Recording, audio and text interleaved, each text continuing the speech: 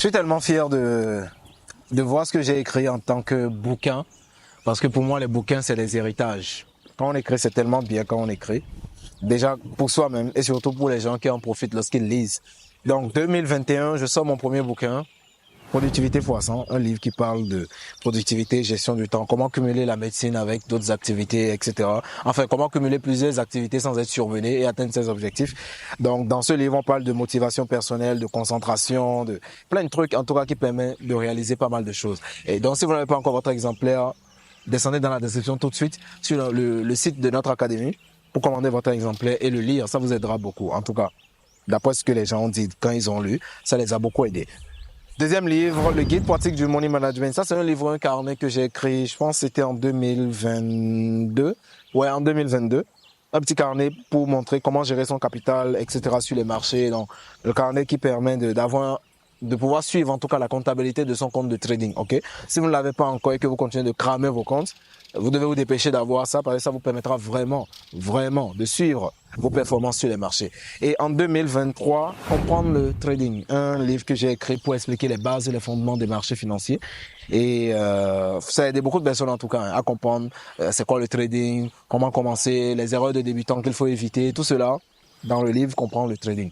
Et si vous n'avez pas encore votre exemplaire, vous descendez tout de suite dans la description pour retrouver ça. Et actuellement, je suis en train de travailler sur un 4e livre qui va parler de psychologie en trading et un 5e livre qui va parler de médecine. D'accord? Donc, je pense que d'ici la fin de l'année 2024, j'aurai au compteur 5 livres en tant qu'auteur et écrivain. C'est impressionnant, hein? En 3 ans, 5 livres. Ouais. Mais je vais pas dire que j'ai écrit ça en 3 ans. Je vais plutôt dire que ça a été le résumé de plusieurs années d'expérience que je crache en 3 ans. D'accord? Et dans cette vidéo, je vais vous partager, si vous aussi vous souhaitez devenir un auteur, écrivain et écrire votre premier livre, quelques astuces qui vont beaucoup vous aider. De mon expérience en tout cas, ce que moi j'ai fait pour sortir mes bouquins et pourquoi aujourd'hui pour moi c'est un jeu d'écrire des livres et comment est-ce que vous aussi vous pouvez profiter de ça pour écrire vos bouquins. Donc comment écrire son premier livre en 2024? Pour avoir quelque chose, il faut en payer le prix. Tant que vous n'abandonnez pas, vous avez 100% de chance de réussir.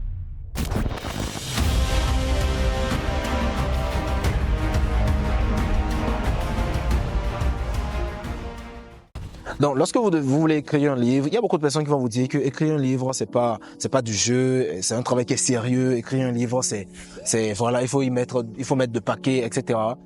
Vous savez, écrire un livre, c'est la meilleure des choses que vous puissiez faire. Parce que quand vous allez mourir, c'est l'héritage que vous allez laisser derrière vous. Supposons par exemple qu'on se rencontre, vous et moi, ok?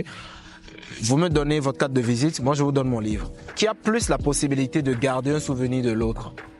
Supposons que vous allez à un événement, okay? Une personne vous rencontre, vous donne sa carte de visite et une autre personne vous rencontre, vous donne son livre. Entre les deux objets, qu'est-ce que vous allez garder le plus? Le livre, bien sûr. Ok. Donc, quand on écrit un livre, ça donne non seulement de la notoriété, parce que quand vous écrivez, vous faites partie quand même des personnes qui laissent un héritage. Ok, c'est comme les acteurs qui font des films, etc. Quand on produit en tout cas quelque chose de créatif, on laisse des traces de son passage sur Terre. Donc quand vous écrivez un livre, vous laissez les traces de votre passage sur Terre. La deuxième des choses, c'est que ça vous donne de l'autorité. D'accord? C'est pas pour rien on appelle ça auteur. Auteur, c'est l'abréviation du terme autorité. D'accord? Donc l'autorité, en tout cas, c'est quelqu'un qui a une maîtrise d'un domaine ou bien une expertise dans quelque chose qu'il fait. Donc, quand vous écrivez, par exemple, un livre sur la science, automatiquement, même si c'est un livre qui est gorgé d'erreurs, qui est plein d'erreurs, automatiquement, ça vous positionne dans une position d'expert dans ce domaine. Si vous écrivez un livre sur de l'architecture, automatiquement, ça vous met dans une meilleure position en tant qu'architecte. Ok, donc, écrire un livre, en tout cas, même si c'est un livre de 50 pages, écrire un livre, c'est vraiment quelque chose de très avantageux. Et je pense que tout le monde devrait se hâter d'ailleurs à écrire un livre. Donc, si vous êtes dans cette démarche, la première des choses à faire d'abord, c'est d'écrire un livre sur ce que vous maîtrisez le mieux. Vous ne pouvez pas écrire un bon livre, d'accord? Un livre dont les gens vont se souvenir sur un sujet que vous ne maîtrisez pas. Regardez, tous les livres que j'ai écrits, c'était sur des sujets qui constituent mon quotidien. La productivité, tous les jours, je suis en mode productivité. Ok, le trading, tous les jours je suis en mode trading. Gestion du temps, tous les jours je suis en mode gestion du temps. Donc, c'est un sujet en fait, ce sont des sujets qui me sont propres. Par exemple, si je me lance dans l'écriture des romans, je vais écrire les romans les plus merdiques qui existent sur Terre, des romans les plus fracassés au sol. Parce que je ne lis d'ailleurs pas les romans. D'accord, je ne sais pas comment ça se passe. Ça n'a jamais été mon centre d'intérêt. Donc, quand vous écrivez un livre, vous devez écrire sur un sujet que vous maîtrisez, le sujet que vous maîtrisez le mieux. Alors, en voulant écrire un livre, vous devez écrire sur votre domaine d'expertise. C'est la meilleure façon, en fait, de vous faciliter la tâche. Je dis bien de vous faciliter la tâche. La deuxième des choses, vous devez faire maintenant la phase d'investigation. Écrire un livre, c'est comme écrire une thèse. Vous devez faire beaucoup de recherches, d'accord? Vous devez mettre sur papier les idées que vous avez. Donc, vous prenez un bout de feuille et un stylo et vous notez toutes les idées qui vous passent par la tête par rapport à votre livre. Supposons que vous voulez écrire un livre sur, entre griffins, l'élevage de poules, d'accord? Tout ce qui vous vient par la tête concernant l'élevage de poules, vous écrivez ça sur une feuille. Vous mettez toutes les idées en vrac, éparpillées, peu importe ce qui vous vient à la tête, vous mettez tout sur une feuille. D'accord? La troisième des choses maintenant, c'est de classer les idées. Vous avez peut-être une liste de 20 idées, de 40 idées qui sont sur la feuille. Donc, vous essayez maintenant de voir parmi toutes ces idées, lesquelles vous voulez développer dans le livre et dans quel ordre vous voulez les développer. Donc, vous devez vous asseoir, essayer de trier ça. Normalement, ça, c'est un travail qui se fait en moins d'une journée. Hein. Vous essayez de trier ça pour voir, OK, voilà ce que je vais dire, voilà ce que je vais dire, voilà ce que je vais dire. En partant des plus prioritaires aux moins prioritaires. Donc, une fois que vous arrivez maintenant sélectionner les idées à développer dans le livre et une fois que vous les avez classées, vous devez automatiquement vous lancer sur l'écriture. Le premier jour, c'est-à-dire entre le moment où vous avez décidé d'écrire et le moment où vous vous êtes lancé sur la machine pour écrire la première page, il ne doit pas se passer 24 heures. Parce que c'est une question de motivation qui est là. Vous êtes motivé à écrire, d'accord? Vous êtes motivé à écrire, donc cette motivation, vous devez garder ça pour prendre un bon élan. Donc quand vous procrastinez, peut-être une semaine plus tard, vous n'aurez plus la même motivation. Donc vous devez commencer par écrire la première page. Et tous les jours, vous devez vous donner comme objectif, peu importe ce qui se passe, d'écrire au moins 5 pages. Tous les jours. Si vous pouvez aller à 10 pages, c'est encore bien. Mais tous les jours, vous devez écrire au moins 5 pages. D'accord? Et parce qu'il y a une notion de momentum, c'est-à-dire d'élan. Supposons que vous voulez faire un saut, vous commencez à courir, vous vous arrêtez, ensuite vous faites 2 pas, puis vous sautez. L'élan que vous avez pris dans la course de départ, ça ne sera plus la même, ok, une fois que vous vous arrêtez. Donc, quand vous commencez à écrire, c'est pour aller jusqu'au bout.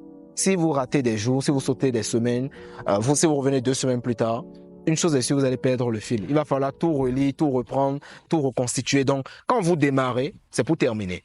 Vous dites tous les jours, même si c'est 2-3 pages, je conseille 5, d'accord? Comme ça va plus vite. Même si c'est 5 pages, je dois écrire ça sur mon livre. Donc, tous les jours, vous être dans cette démarche. Ça vous permet de garder le fil et d'aller tout droit jusqu'à la fin de l'écriture du livre, ok? Maintenant, ça, ce n'est même pas la partie la plus compliquée. La partie la plus compliquée maintenant, c'est la relecture. C'est-à-dire, une fois que vous avez fini d'écrire, de développer toutes les idées, d'écrire tout le bouquin, vous allez peut-être vous retrouver, supposons que vous vous retrouvez avec 150 pages au total.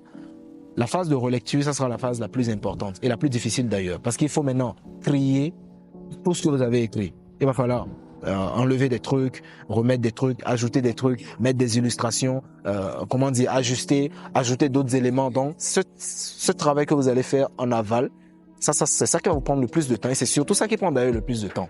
Donc, si vous étiez au départ à 150 pages, peut-être après la réécriture, vous serez à peu près à 250, ok, ou bien à moins de 250, dépendant de ce que vous avez enlevé, ce que vous avez remis. Donc, une fois que vous avez fini de faire le travail d'écriture, il va falloir maintenant faire le travail d'édition.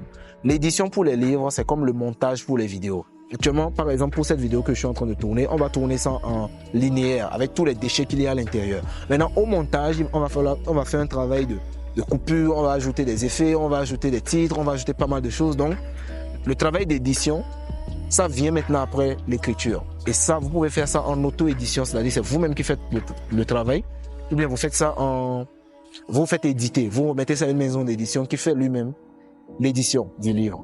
Donc, personnellement, tous mes livres, je les ai écrits en auto-édition. Donc, pour l'édition du livre, là, il faut voir maintenant la forme. C'est-à-dire, corriger les fautes déjà, mettre les tests en grammes, s'il faut mettre des couleurs, s'il faut mettre essai dans tout ce qu'il y a comme l'effet visuel, l'ergonomie, la taille de police, tout ça.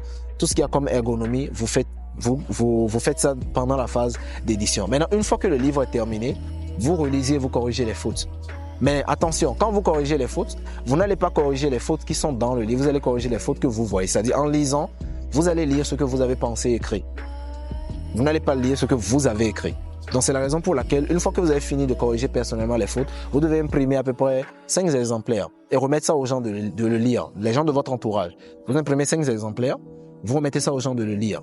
Et les gens vont vous faire des retours. C'est avec ces retours-là maintenant que vous améliorez le livre D'accord, vous améliorez avec les erreurs. Il y a des erreurs que vous allez voir, vous n'allez même pas les reconnaître, mais d'autres personnes vont vous dire que ici il y a des erreurs, ici il y a des choses qu'il faut mettre, ici il y a des choses qu'il faut enlever. Donc c'est quand vous recevez maintenant ces retours que vous faites maintenant l'édition finale. Vous faites l'édition finale du livre, c'est-à-dire après avoir reçu les réclamations, ok, les petites fautes, les choses en tout cas que les gens vous ont demandé d'améliorer.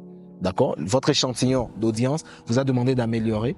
C'est là maintenant que vous commencez à faire l'édition finale. Et une fois que vous faites maintenant l'édition finale, vous passez maintenant à la phase d'impression. Mais avant de faire l'impression, il faut se rassurer de faire une belle couverture. La couverture doit être captivante, simple et qui donne envie de lire. Et le test de la 4e couverture, c'est très important. Quand je parle de test de la 4e couverture, c'est le test en fait qui est derrière le livre. Parce que quand la personne prend le livre, avant même de l'ouvrir, c'est le premier test qu'il va lire. Et ça doit être un test qui captive. Par exemple, pour le livre Productivité x100, la première phrase que j'ai écrite, c'est « Vous tenez entre vos mains un joyau de la nouvelle génération ». Donc, naturellement, la personne tient la chose entre sa main, mais quand la personne lit « Vous tenez entre vos mains un joyau de la nouvelle génération », tout de suite, ça lui fait « Ah, un joyau de la nouvelle génération ». Donc, le test que vous écrivez en 4e couverture, je vois les gens qui racontent l'histoire de leur vie. J'ai commencé le CM2 dans telle école, j'ai terminé dans telle école. Le lecteur, il n'a rien à cirer de votre histoire. Ce qu'il a à cirer, c'est qu'est-ce qu'il peut apprendre de ça, ok, pour améliorer ou bien pour avancer dans sa vie. Donc, c'est ce que vous devez révéler dans la 4e couverture. Quelle est la chose, quel est l'intérêt que la personne a à lire votre livre? Quelle est la chose que la personne gagne en lisant votre livre? Ça doit apparaître dans la 4e couverture. Et une fois que vous avez écrit le texte, vous devez maintenant chercher une identification. Il y a le ISNB, International Serial Book Number. C'est le numéro qui sera attribué au livre pour le référencer au plan international. C'est ça qui va aussi permettre aux librairies de pouvoir les vendre. Si vous voulez faire un dépôt-vente en librairie, ok, il y a des gens qui écrivent juste pour les membres de leur famille. Non, quand vous écrivez un livre, il faut que le maximum de personnes puissent en bénéficier. Donc, si vous voulez envoyer le livre en librairie, il faut un code ISNB. Et ce code-là, vous l'achetez sur le site de l'AFNIL. Vous allez sur afnil.com, vous faites votre demande, ils vont vous envoyer l'ISNB. Vous mettez ça sur la couverture avec votre graphiste et ensuite vous envoyez ça à l'imprimerie pour qu'elle puisse vous imprimer ça. Et une fois que l'impression est faite, tout ce qu'il faudra faire maintenant, c'est un travail de communication, un travail de vente, ok, communication massive, organiser une cérémonie de dédicace pour faire connaître le livre à un maximum de personnes et tout, signer des trucs. Et voilà, vous êtes déjà auteur. Donc pour récapituler toutes les étapes, la première des choses, choisissez un thème que vous maîtrisez. La deuxième des choses, mettez toutes vos idées sur une feuille. Troisième des choses, classez les idées. Quatrième des choses, écrivez de la manière la plus stricte possible. C'est-à-dire, quand vous commencez, c'est pour finir. Ne faites pas d'interruption de 2 jours, de 3 jours. Tous les jours, essayez d'écrire 5 pages. Et développez toutes les idées que vous avez mises sur la feuille et que vous avez sélectionnées à mettre dans votre livre. Ok? Et la dernière des choses, vous faites une première correction. Vous faites une édition et vous faites lire ça aux gens. Quand vous faites lire ça aux gens, vous recevez les retours et avec les retours, vous faites une édition finale. Une fois que l'édition finale est faite, là maintenant, vous achetez un code ISNB, vous faites le montage de la couverture et ensuite, vous faites l'impression globale et vous commencez à distribuer. Donc voilà les différentes étapes que vous devez respecter si vous voulez écrire votre premier livre. Et je serais vraiment content de savoir que cette vidéo vous a aidé, que d'ici 3 mois, d'ici 6 mois, quelqu'un qui aurait vu cette vidéo puisse dire en commentaire que j'ai écrit mon premier livre grâce à cette vidéo. Ça sera un grand plaisir. Et si vous souhaitez nous faire parvenir aussi vos livres, n'hésitez pas à nous contacter. Peut-être que j'envisage créer une bibliothèque en ligne, ok, où tous les auteurs pourront mettre en avant leurs œuvres, parce que les auteurs sont souvent voilés. Les œuvres ne sont pas très connues. Donc les auteurs africains pourront mettre en avant leurs œuvres sur la plateforme et ça va permettre à un maximum de personnes de pouvoir écrouler leurs bouquins. Ok, donc si toutefois vous souhaitez vous inspirer des livres que j'ai écrits pour voir les formats, parce que c'est très important. Vous ne pouvez pas produire ce que vous ne consommez pas.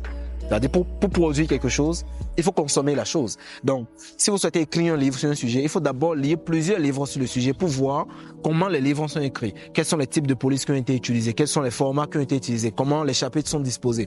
Et ça vous donne des idées. Donc, si vous souhaitez par exemple écrire un livre de développement personnel, vous pouvez acheter mon premier livre pour voir comment j'ai fait, quel est le format, qu'est-ce qui a fait que le livre a eu autant de réussite, ok, qu'est-ce qui a fait que les gens ont beaucoup aimé le livre et vous inspirer de ça pour pouvoir écrire aussi votre premier bouquin. Donc, voilà tout ce que j'avais à partager avec vous. On se dit à la prochaine vidéo. Surtout, boostez votre business.